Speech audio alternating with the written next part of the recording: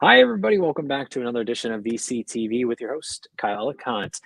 Today, we are going to be talking about investing opportunities in and throughout Europe.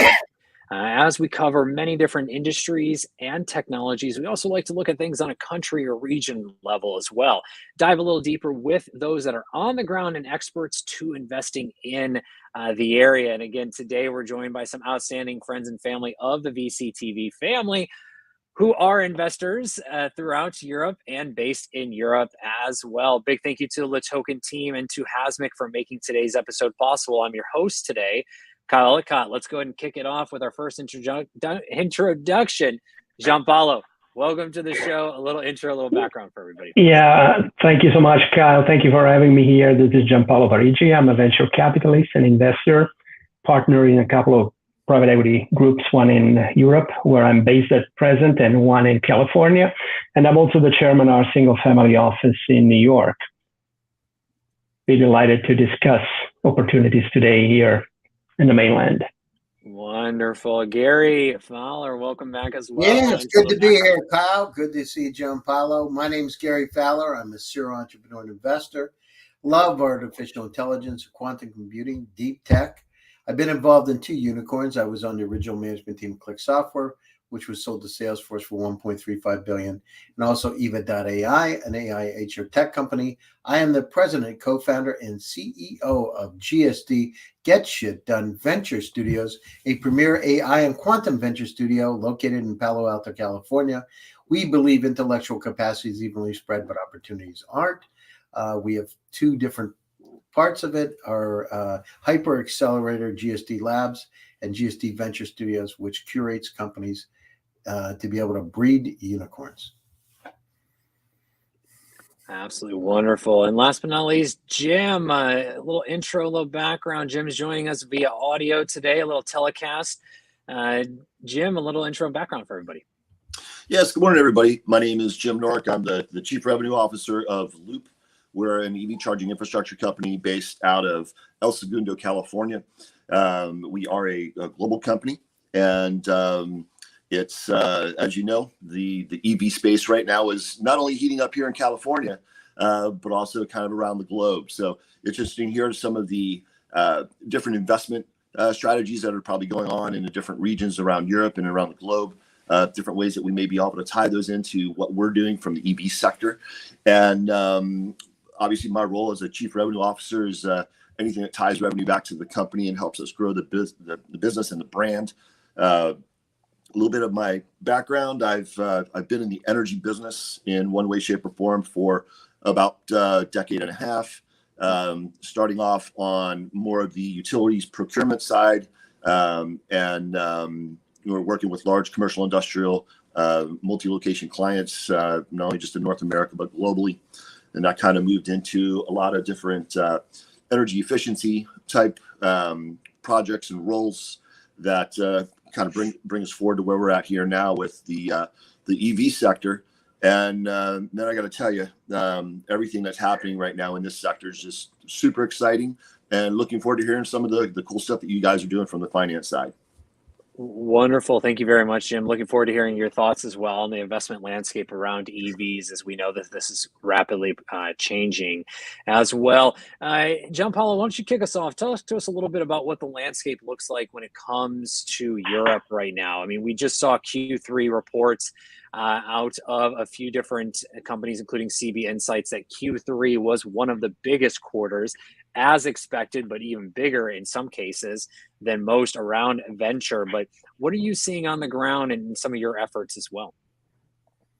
Yes, well, I think it has to be taken into consideration that we have, probably the biggest rebound in history after World War II in the main economies in mainland Europe. Germany, France, Italy are, posting significant results in terms of growth year on year. Of course, it's primarily a rebound due to the lockdown and the stop that we had last year around the world for the COVID. But other than that, VC and overall investments have grown in year on year for several consecutive years in Europe. And, we're making the grade. I mean, coming from Silicon Valley myself, I see that the gap is being reduced over the last 2 decades, and there's an additional, I think, a boost in Europe that European companies being very international on average.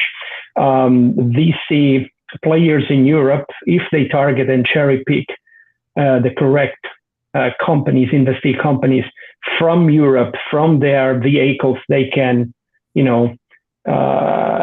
go around the world and get additional revenues through the activities of those European investee companies. I see the digital transformation at the completion of the overall of the European economy into full digital. I think it's one of the mainstream and mainstay plays of the VC in Europe. Anything that is high tech, from artificial intelligence to any sort of IT application, is really in demand in our industry.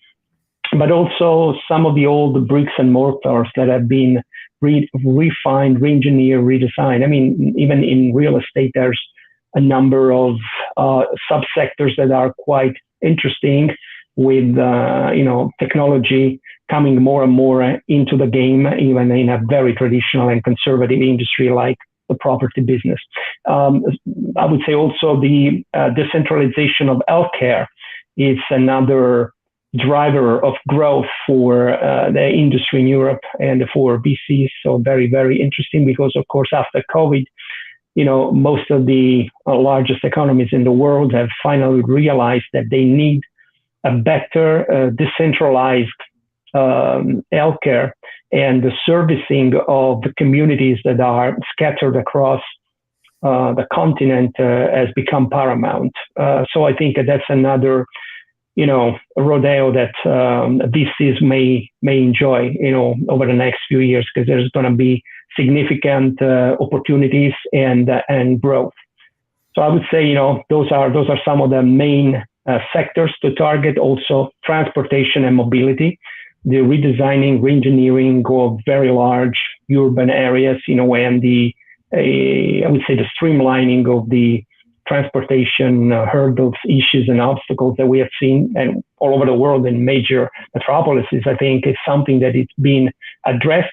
And, last but not least, of course, renewables in every way you could decline renewables, from geothermal from Iceland to Italy, to solar and to wind. And I would think also an attentive eye should be devoted to the new nuclear and pocket-sized nuclear that many large companies, including Rolls-Royce, are working on with some notable results to date. I think for the moment, I would limit myself to that. Thank you. Back to you, Kyle. Yeah, thank you, Jean-Paul. It's a great overview. Gary, are you seeing anything, otherwise, or seeing anything similar to some of the activities and industries that Jean-Paul mentioned in terms of Europe? Well, so we're working in Central and Eastern Europe, and I just did an event in Prague, and we had 500 startups. Not to be punny, but 500 startups, over 500 startups applied for this competition. So the quality of the startups are getting better. The amount, as we had said, the amount of money that's being invested is better. It's still about a third of the U.S. to date, but it's grown. It's up about 1.5 times the rate of growth of the U.S. in the same period of time. But at the same time, the quality of startups, I gotta say, are dramatically better than they even were 2 years ago. So the level of the startups, the good news for other investors is they're the valuations are a bit lower, and the amount they invest that we've seen is a bit lower. So we still use Silicon Valley as a port to the rest of the world because of the amount of capital that's there, and because of, most importantly, the networking and connections. But that's not to say that Europe isn't growing. It is. It's a great point. Thank you, Gary. In terms of this event, talk to us a little bit about some of the companies that you saw. Were there any particular industries that stood out more than others? I mean, did you see more around healthcare? Were you seeing more around blockchain and crypto? Is it more artificial intelligence? Were there any particular technologies or industries that stood out a little bit more amongst the I rest mean, of the 500? and I'm talking to these companies every day. So first of all, so we did this online, Kyle, and it was Wozniak, myself, and several other speakers, and we had, it was kind of like drafting, right? He was a fast car, and I was the following behind. But I was surprised we had 396,000 people watch, right, around the world. So having something in Prague. And then the part that was really interesting is I'm following up with these companies, and it's surprising how mature they are, how good their AI, their machine learning, deep learning, whether it's applied to manufacturing, whether it's ad tech company, it's just very sophisticated. And for the most part, they have revenue. And and whether in Dusseldorf or they're in Riga or Vilnius or Tallinn, they're really sophisticated, or London. So what I see is I just see the movement has really moved from, these simplistic models to really complex, impact oriented models that are really focused on like Industry 4.0, that are focused on the supply chain, that are focused on ed tech. It's just extremely sophisticated. And by the way, Kyle, the one thing I'm seeing, I believe it's because the last 2 years of the pandemic, the people really focused on doing their startups because there wasn't a lot of other things to do. And so that's why, whether it's Europe or Africa, where we're seeing a lot of them today. In fact, my partner is just coming back right now. But there's just a level of sophistication is dramatically up.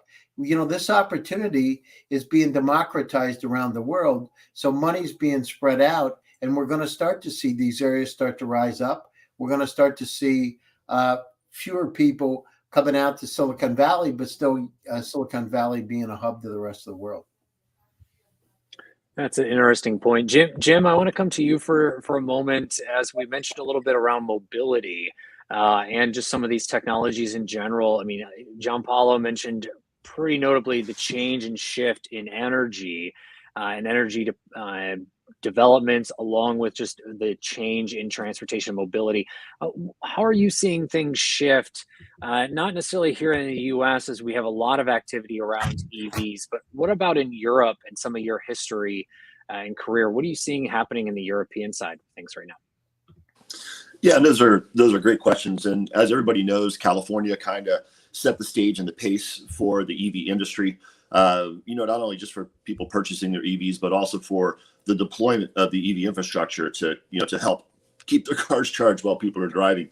And I think what we're seeing now in Europe and even in Central and South America and some of the other regions that we're doing business in are a lot of the state and local governments are getting involved. Even Europe from an EU level is getting very involved in incentivizing the consumer in purchasing their EV, but also getting behind helping them with things like tax credits and other rebates that help them after they purchase the vehicle get a charger installed in their home.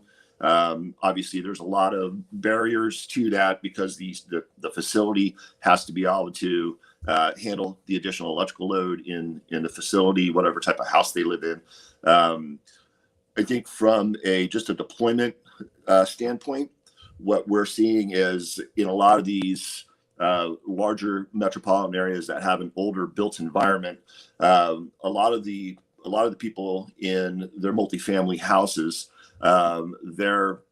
those buildings have a hard time without massive upgrades to the infrastructure, bringing in more power into the building to be able to install chargers at their homes. So we're seeing the chargers being installed in more places of convenience, in grocery stores, at gyms, places where people spend a good portion of their day. Obviously in commercial buildings where people are spending their time working all day. When the industry first started off, the kind of the vision for EV infrastructure and EV charging was kind of recreating that gas station model. So, people go to a destination, they went to that destination just like they would with their internal combustion engine vehicle. They gas up. So it was kind of that same model from the EV initial infrastructure with Tesla and some of the early adopters of setting up these massive DC fast chargers that are going to charge your car, charge the vehicle faster. But I think what we're seeing now is because of the additional infrastructure that's needed from just the raw amount of energy to get into an individual facility, that is becoming less of the actual norm, and more of the norm is, again, the places where people are spending their time, because you can put in the smaller level 2 units that maybe be a 32 to 40 amp or maybe even an 80 amp if you're using some of the larger level 2 units. A lot less taxing on the facility and a fraction of the cost of putting in DC fast chargers. So I think from that viewpoint, I think that the people, we're seeing a little bit of a shift in the way that people are thinking about charging their EV, where as they're out doing their daily routines, they're just topping off. And I always kind of use the analogy of, I'm sure every single one of us with our electronic devices that we have, whether you're on a computer or a laptop or an iPad or even your cell phone, when you're in your car, it's typically always plugged in. Even if you have 100% battery, you plug it in because you want your Apple CarPlay to work. When you're sitting at home at your desk, you may have 100% battery, but you're still plugged in because it's just what we do. We plug these devices in. And I believe as more and more people are getting into the EV market, they're going to feel that same thing, because there's a thing called range anxiety with people that drive EVs. You get in your car and you know that you've got to go 60 miles today, and you look at the range, and if your vehicle says, I can go 85 miles, well, people are like, but can I really? So people keep those vehicles topped off, because it's the same thing with your cell phone. If your cell phone is not plugged in and you've got a 15% battery, you have a 45-minute call coming up, you've got some battery anxiety with your phone because you may get cut off in the middle of the call. Just the thing with the vehicle is, now it's not just your call gets ended, you get stranded somewhere. So I think that's a big shift that we're going to see in the way that people actually charge and the way that the economy grows that.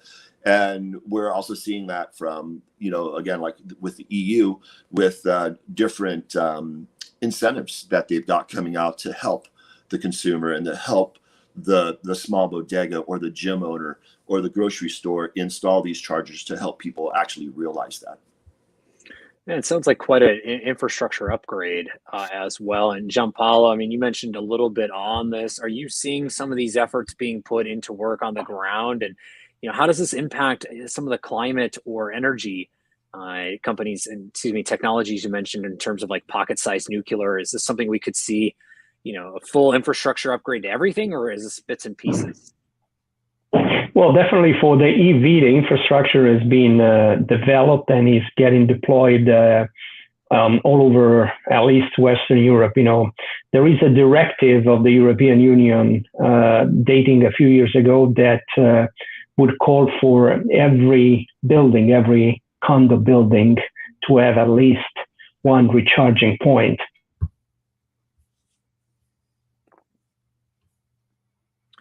Yeah, I know we're starting to see that more throughout the U.S. Definitely, you could see, the recharging stations, all over sidewalks, and they're mushrooming, and in shopping malls, and there's plenty. At least if you live in a big city like I am, you see them pretty much everywhere. And this is for the EV. For traditional alternative renewable sources such as wind and solar, well, Europe has been largely at the forefront of innovation and installation of these facilities and plants long before they became fashionable in other parts of the world, because like our friends were saying, Europe has been putting a lot of subsidies to foster the integration, innovation, and the investments in this industry.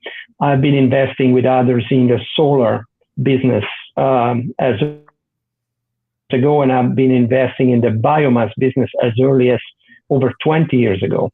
And, the state incentive, the feed-in tariff has been outrageously good, at the tune of 600% over the market price of the energy. Now, this also should present a warning sign on our dashboard, because when the market is artificially drugged with state or continental incentives of this nature, you have to still argue and debate and assess very carefully if your investment is going to be profitable at the end of the cycle.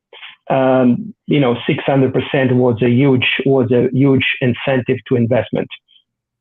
But I see now everything is moving forward, and I think that there's extended awareness and consciousness around Europe from Scandinavia. You don't have to use Greta Thunberg as the usual testimonial, but again, from Scandinavia to the southernmost parts of Europe, and east and west, as Gary, who's a connoisseur in Europe, knows very well. There's I would say, a sensitivity and an attention to those themes, which is mostly unmatched in other parts of the world. So I would say the markets are ripe in most sectors to be exploited, and the multinationals know that. The utility giants know that. The states have taken heed, and member states and even the supranational government have taken heed. But again, we need to just analyze, the results, netting the feed-in tariffs and all the subsidies. And when you take a look at the net, the really structural backbone structure of the revenues, well, the situation isn't as rosy as it looks with the subsidies. So again, this is a price that collectively we are all transferring onto the next generations in some way, shape, or form. We need to be aware of that. So, we may make excellent returns today, but it's not all that glitters, So I would really encourage advocating a more critical debate over what technology is really crucial and sustainable. And I think there's been a lot of hype on the ESG market and industry, and I think much of this hype will fade away eventually. So we'll have to see, what really remains. Like Warren Buffett used to quip, when the water retreats, you will see who was swimming naked. Thank you very much, Giampaolo. Gary, coming to you around closing thoughts today. Artificial intelligence within Europe. Big opportunity, small opportunity. What is your prediction here over the next 2 years as to how AI really will flourish or not throughout Europe? Well, as I've said many times, AI is a new electricity, and the Europeans, we all have the challenge with data.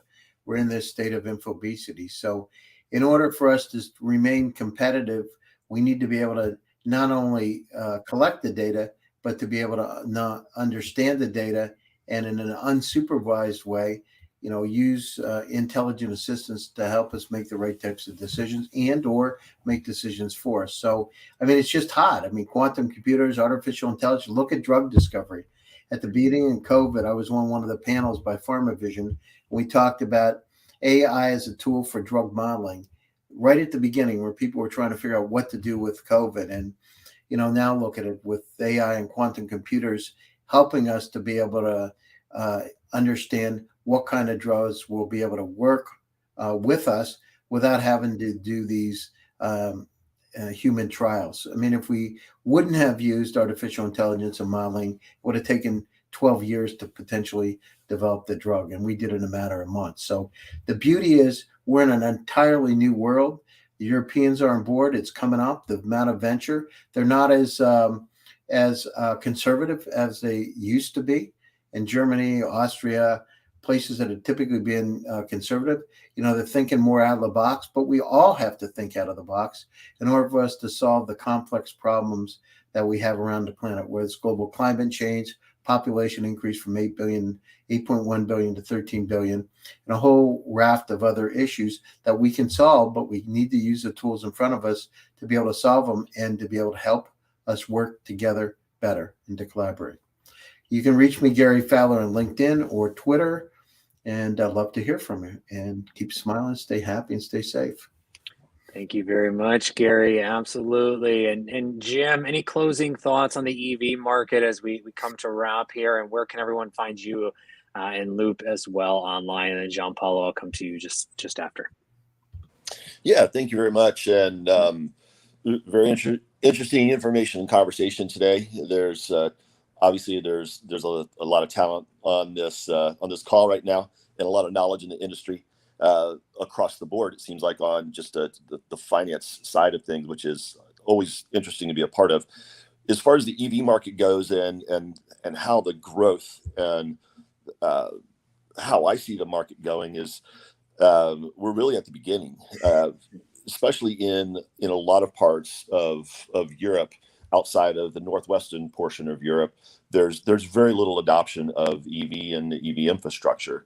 And I think at the moment right now, you have some hesitancy from the general public to get into the EV market because of their fear of that range anxiety, to be able to get in the vehicle and be able to travel from point A to B and charge. Some of the things that we realized in the market as we built out our brand are the issues with just downtime of chargers that are out there in the market, and the EV driver pulling up to a charger that on the app says is up from brand X, Y, or Z, whomever it might be, and it actually being offline and it being reported as something that should be serviceable.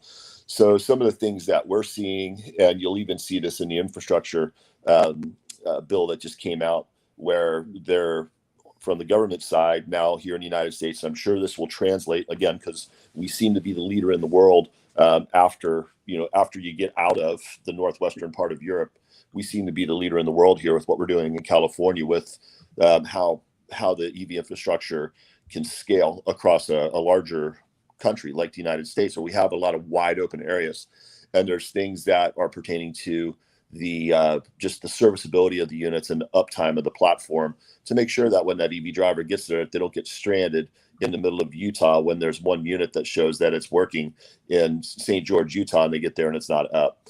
So I think we're going to see a lot of things that are going to change, that are going to make the general population feel more comfortable over the next couple of years, not only as the infrastructure gets better and more players come into the market. The market is massive. Just in North America, there's less than 200,000 publicly registered public charging stations right now in the United States, and based on the growth, they're expecting that we're going to need about 20 million chargers for public access in the United States by 2030.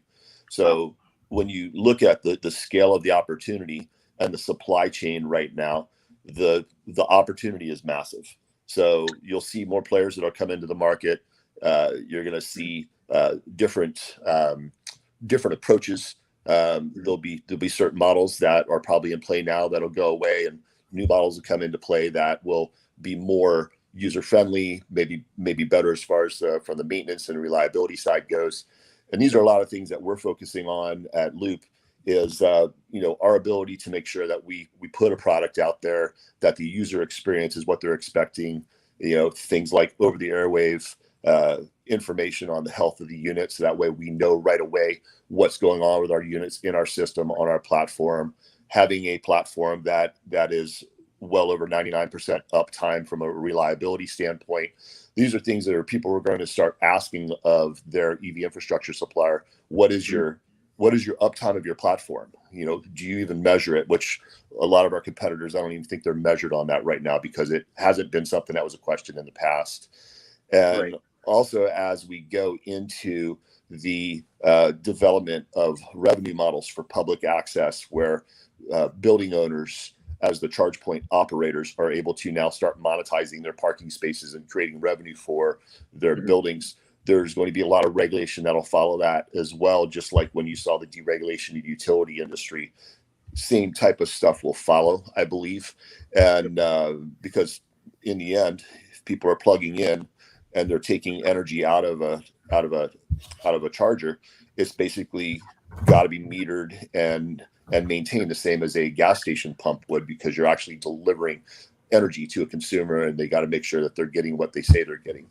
So I think there's going to be some really great advances coming up. The industry is super young, and I definitely believe that we're at a shift in the way that the globe is going to mobilize, and in the next 30-40 years, the internal combustion engine is going to kind of go to the way of the dodo bird, kind of the way the Polaroid did. So my name is Jim Norick. I'm the Chief Revenue Officer of Loop. Our web address is evloop.io. You can also email me directly at jim@evloop.io. And thank you very much for the time on the call today. Yeah, thank you very much, Jim, as well. Gianpaolo, close us out. Where can everyone find you online to connect, to learn a little bit more and continue the conversation? Thank you. You can find me on LinkedIn. You can find me on gianpaoloparigi1@gmail.com. And if you're considering investing in Europe, remember that the European Union consists of about 490 million very wealthy consumers. To put it in the context, the United States is another wealthy market with 330 million consumers.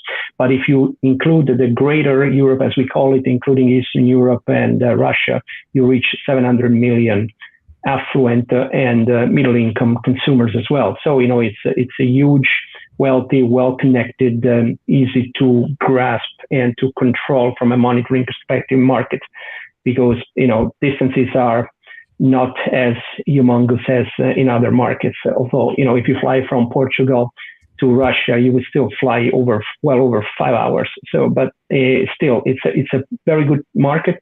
And with the social private equity group I'm a partner of, we do invest even in startups up to sometimes 90%, and with up to 70% non-recourse if on our social scorecard, the technology that the venture is deploying has the merits that we consider important for the 21st century. And again, thank you all. It was beautiful to see you, Kyle. Thank you, Gary, Jim, and everyone. See you next time. Thank you, everybody. Thank you again very much for tuning in today. If you haven't done so already, like, share, and subscribe on today's episode. Do reach out to each of our investors, including myself. We'd all love to hear from you. Let us know what you're building, but remember to add context, where you heard us, where you met us, and what you would like to continue the conversation about. With that, I'm your host, Kyle Ellicott. Big thank you to the Token team and to Hasmic for making today's episode possible. Until tomorrow, everyone, have a wonderful